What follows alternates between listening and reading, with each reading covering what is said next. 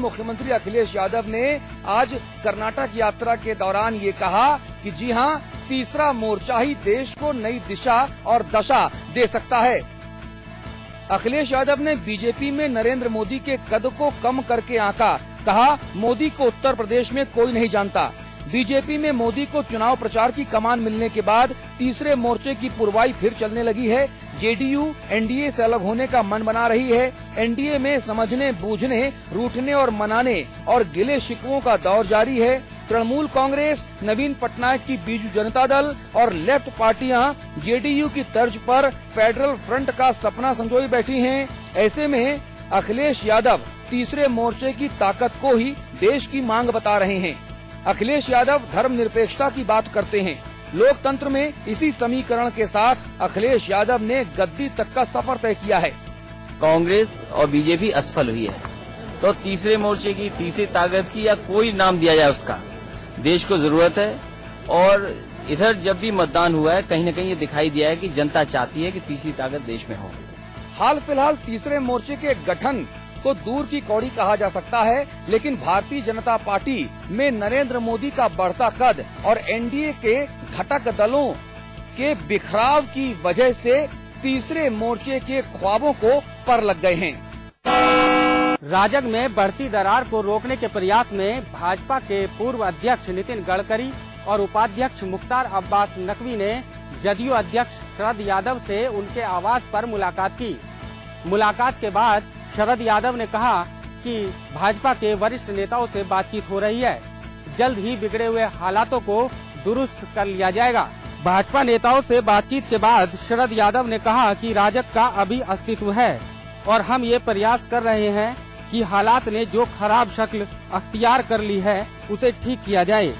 उन्होंने कहा कि भाजपा में मित्रों के साथ बात हो रही है। भाजपा के वरिष्ठ नेता लाल कृष्ण आडवाणी द्वारा बुधवार को यादव और बिहार के मुख्यमंत्री नीतीश कुमार से बात करने के बाद गडकरी और नकवी गुरुवार को यादव से मिलने उनके निवास पर गए। जदयू समय समय पर ये संकेत देता रहा है कि वो आडवाणी के साथ काम करने में सहज है, लेकिन नरेंद्र मोदी के साथ काम करने में वो अपनी नाखुशी एकदम साफ जाहिर कर चुका है। फूड सिक्योरिटी पर अध्यादेश लाने का प्रस्ताव फिलहाल टल गया है। इस पर विपक्ष को मनाने की कोशिश की जा रही है। सूत्रों से मिली जानकारी के मुताबिक सपा प्रमुख मुलायम सिंह यादव की धमकी के बाद सरकार ने खाद्य सुरक्षा बिल पर अध्यादेश लाने का प्रस्ताव फिलहाल टाल दिया है। कैबिनेट की बैठक के बाद सरकार ने कहा कि अध्यादेश लाने की जगह सरकार खाद्य सुरक्षा विधेयक को संसद के विशेष सत्र में पारित करने की एक बार और कोशिश करेगी। केंद्रीय मंत्रिमंडल की बैठक के बाद वित्त मंत्री पी चिदम्बरम ने कहा कि हम इसे एक विधेयक के रूप में पारित कराना चाहेंगे, लेकिन अध्यादेश संस्करण भी तैयार है। हम विपक्षी पार्टियों से एक बार और पूछने की कोशिश करेंगे कि क्या वे संसद के विशेष सत्र में विधेयक को पारित कराना चाहते हैं या नहीं। अगर ये बिल पास हो जाता है तो इस प्रस्तावित कानून के तहत जरूरतमंदों को काफी सस्ते अनाज पर मोटा अनाज मिल पाएगा। अमेठी सांसद व कांग्रेस युवराज राहुल गांधी आज अपने संसदीय क्षेत्र अमेठी के 2 दिवसीय दौरे पर हैं। राहुल सुल्तानपुर जिले के अमाहट स्थित हवाई अड्डे पर उतरे और वहां से अमेठी के बाजार शुक्ल के लिए रवाना हुए, जहां उन्हें पोस्ट ऑफिस की आधारशिला रखनी थी। एयरपोर्ट से बाहर निकलते ही कांग्रेस कार्यकर्ताओं ने राहुल को रोका और उनसे मिले।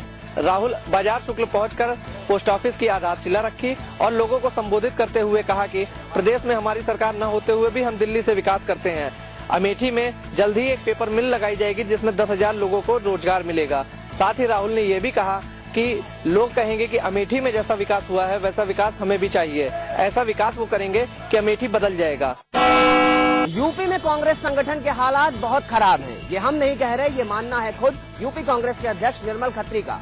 निर्मल खत्री नतीजे पर पहुंचे हैं 8 कोऑर्डिनेटरों की रिपोर्ट पढ़ने के बाद। निर्मल खत्री के मुताबिक उत्तर प्रदेश में संगठन के हालात बहुत खराब हैं और जरूरत है एक बड़े बदलाव की। यूपी में कांग्रेस के हालात किसी से छिपे नहीं हैं। अब कांग्रेस के नेता और कमान संभालने वाले भी इसे साफगोई से स्वीकार करते हैं। खुद कांग्रेस के अध्यक्ष कहते हैं कि यूपी में कांग्रेस का संगठन बदहाल है, काफी काम होने की जरूरत है।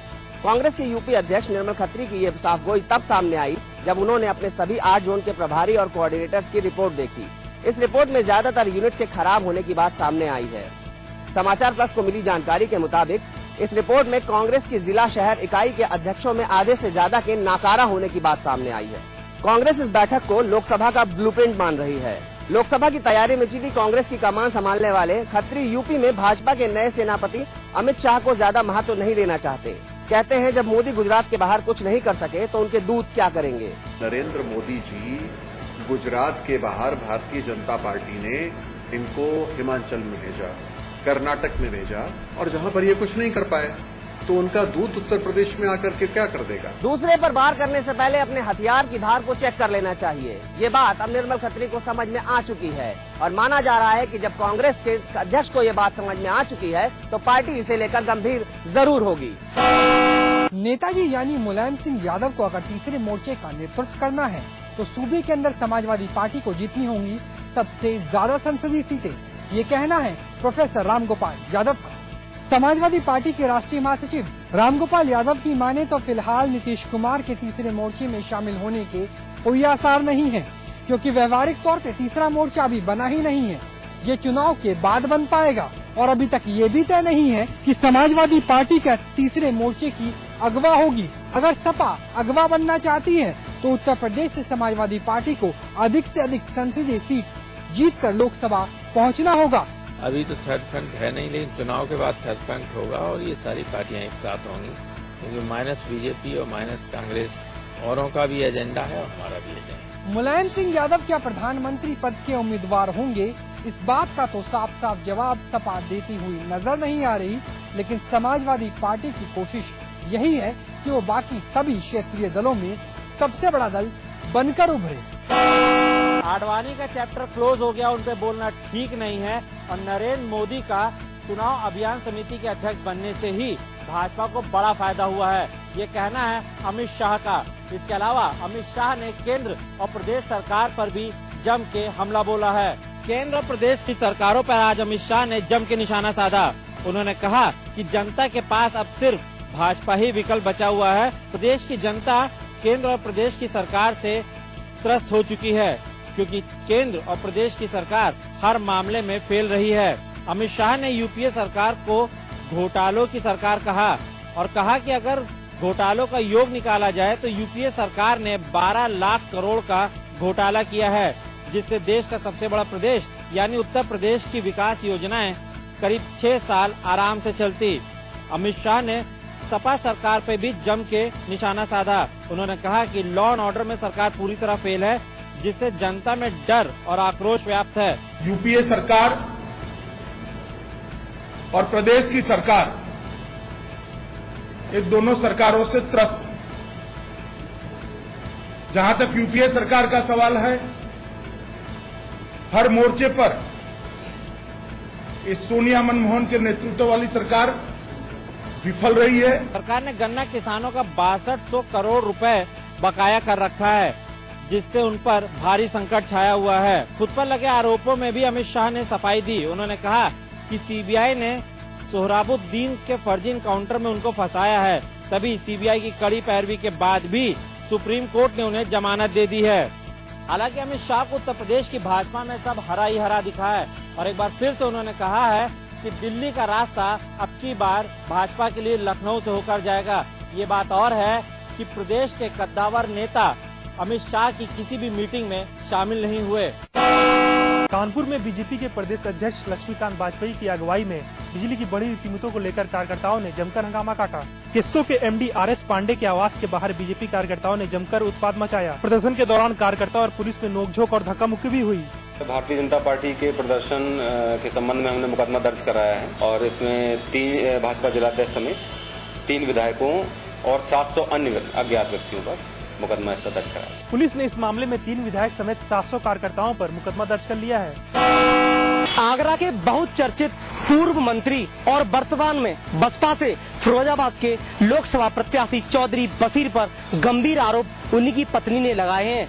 उनकी पत्नी ने थाना मंटोला में उनके खिलाफ जान से मारने की धमकी और यौन शोषण का आरोप लगाया है। आगरा के बहुत चर्चित पूर्व मंत्री चौधरी बशीर एक बार फिर कानून के शिकंजे में फंस गए। चौधरी बशीर मंटोला के रहने वाले हैं। चौधरी बशीर पूर्व सभा मंत्री रह चुके हैं और उनके ऊपर आगरा के कई थानों में मुकदमे दर्ज हैं। एक बार फिर उनकी तीसरी पत्नी नगमा ने थाना मंटोला में उनके खिलाफ दहेज, मारपीट और जान से मारने की धमकी, यौन शोषण की धाराओं में मुकदमा दर्ज कराया है। चौधरी बशीर की विधायक गजाला भी पत्नी रह चुकी है। चौधरी बशीर ने अपना राजनीतिक शुरुआत बसपा से की और चुनाव लड़ा। आगरा के छावनी क्षेत्र से विधायक हो गए। उसके बाद उनकी शादी उस समय की की विधायक गजाला से हुई और उसके बाद जब सत्ता बदली और प्रदेश में समाजवादी पार्टी आई, बशीर और उनकी पत्नी गजाला ने बसपा का दामन छोड़ सपा का दामन थाम लिया और बशीर मंत्री हो गए। फिर एक बार बशीर ने हाल में ही बसपा का दामन थामा है और फिरोजाबाद से लोकसभा की प्रत्याशी भी घोषित हो गई। फिलहाल पुलिस मुकदमा दर्ज कर कार्रवाई में जुट गई है।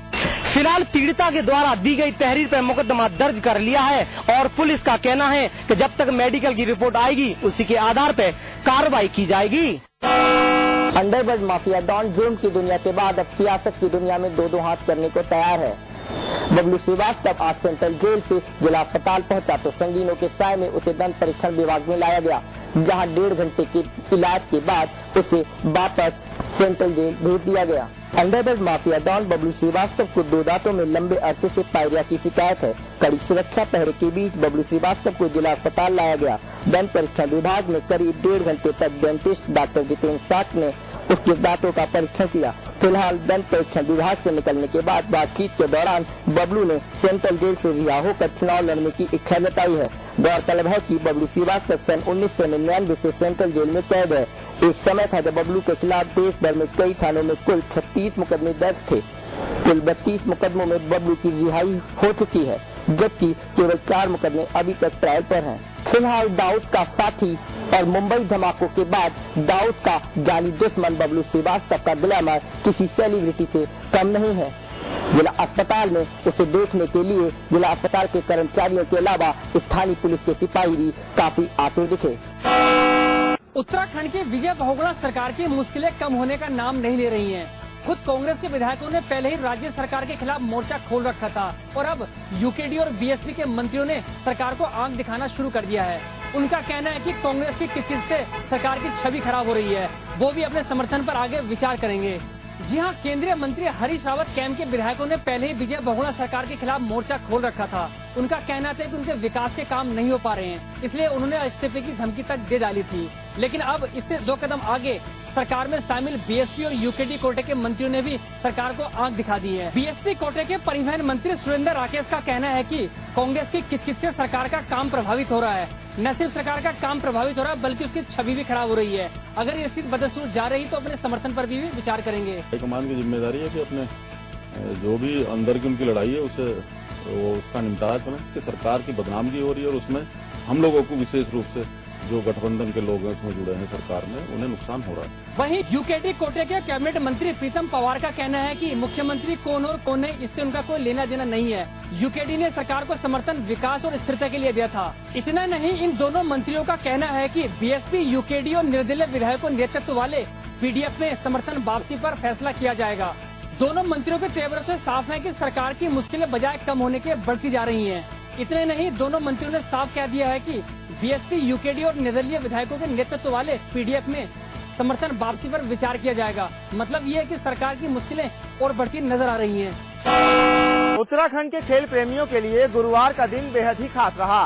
केंद्रीय खेल मंत्री भंवर जितेंद्र सिंह ने उत्तराखंड में महिला खिलाड़ियों को तोहफा देते हुए प्रदेश में हायर ट्रेनिंग सेंटर बनाने की घोषणा की है। देहरादून में गुरुवार को केंद्रीय खेल मंत्री ने खेल प्रेमियों का दिल जीत लिया। मौका था स्पोर्ट्स कॉलेज परिसर में प्रदेश के पहले हॉकी एस्ट्रोटर्फ के शिलान्यास का। मंत्री जी ने जब मंच संभाला तो घोषणाओं की झड़ी लगा दी। प्रदेश में भारतीय खेल प्राधिकरण साई का एक केंद्र खुलेगा, जिससे यहाँ भी अंतर्राष्ट्रीय स्तर के खेल आयोजित हो सकेंगे। यही नहीं, देश में खेल प्रतिभाओं का पता लगाने और उनके प्रशिक्षण के लिए राजीव गांधी खेल अभियान जल्द ही शुरू किया जाएगा, जिसमें हर विकास खंड में 15-15 करोड़ रुपए के खेल केंद्र विकसित किए जाएंगे। बहरहाल घोषणाओं से तो साफ है कि खेल और खिलाड़ियों के प्रति खेल मंत्री कितने चिंतित हैं। लेकिन देखने वाली बात ये होगी कि ये घोषणा धरातल पर कब उतरती है। बुलंदशहर के महविश ने गुरुवार को मीडिया से बात करते हुए कोतवाली देहात के कोतवाल पर सनसनीखेज आरोप लगाया है। महविश का कहना था कि अगर बुधवार शाम कोतवाल घर पर आकर मेरी और मेरे परिजनों की बेइज्जती नहीं करते तो शायद मेरे जेठ आत्मदाह का प्रयास नहीं करते। महविश ने बताया कि बड़े अधिकारियों की डांट से परेशान कोतवाल उनके घर आए और कहने लगे कि तुम लोगों ने हम पुलिस वालों का जीना मुहाल कर दिया है, तुम मर क्यों नहीं जाते। कह रहे बकवास मत कर, नीचे आवाज करके बात कर, जो मैं कह रहा हूँ वो हकीकत है। और मैं जो ना तुम्हारी रोज की शिकायत सुन के मैं तंग आ चुका हूँ। ऐसा करो, मैं लास्ट बार आया हूँ, ऐसा करो सारे के सारे मर जाओ, तुम्हारी रोज की शिकायत तो खत्म हो जाएंगी। मैंने कि सर आप इतने बड़े अधिकारी होते साथे हमें मरने की धमकी दे रहे हो। बोले हाँ मर के तो दिखाओ, मरना इतना आसान नहीं है, मर के तो दिखाओ। और माचिस हमारे आगे फेंक दी, कह रहे मिट्टी का तेल छिड़क के आग लगाओ। महविश ने सपा के जिलाध्यक्ष अमजद अली गुड्डू पर पुलिस और प्रशासन पर दबाव बनाने का आरोप लगाया है। यमुना में नहाने गई 2 युवतियां अपनी असावधानी के चलते यमुना की गोद में समा गईं, जिन्हें काफी प्रयासों के बाद भी बचाया नहीं जा सका। ये घटना है